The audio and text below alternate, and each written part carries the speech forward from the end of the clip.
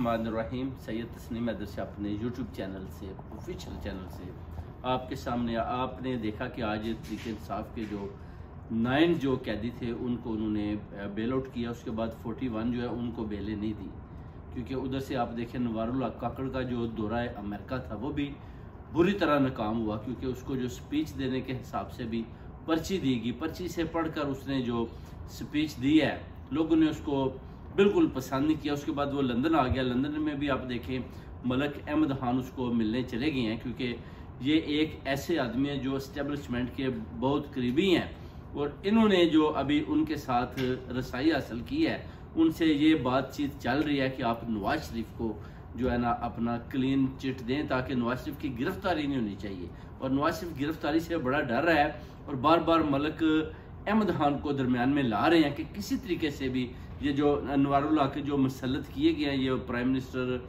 जो अपना जनरल आसिम मुनीर की तरफ से इनको भी और उनको भी पैगाम दिया जाता है कि आप नवाज शरीफ की गिरफ्तारी ना करें। और उधर देखें मरियम नवाज शरीफ भी आई हुई है जो अरशद शरीफ के कत्ल में स्कॉटलैंड यार्ड को भी मतलूब है। मगर मैं अभी कनाडा की तरफ आया हुआ हूँ, टोरंटो ठहरा हुआ हूँ, तो इंशाल्लाह नेक्स्ट मंथ मेरी वापसी है।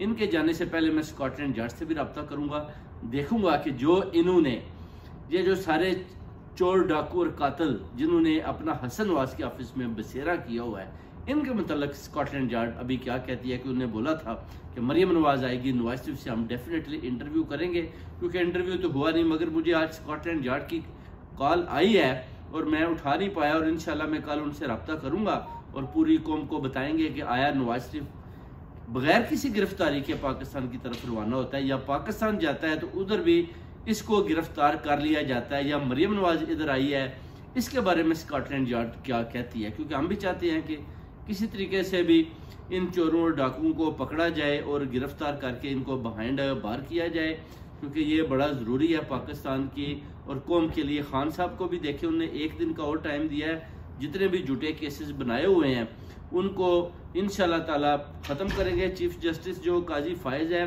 उसने भी अभी बड़े अच्छे, जैसे चौधरी तजाद हसन ने बताया कि बड़े अच्छे फैसले किए हैं और कर रहा है, और देखते हैं कि कौम के लिए वो कौन से अच्छे फैसले करता है, जिस पर हम उसको भी इंशाल्लाह अगर अच्छे फैसले करेगा तो खराज तहसीन पेश करेंगे, अगर अच्छे नहीं करेगा तो इंशाल्लाह इसका भी भरपूर मुकाबला करेंगे।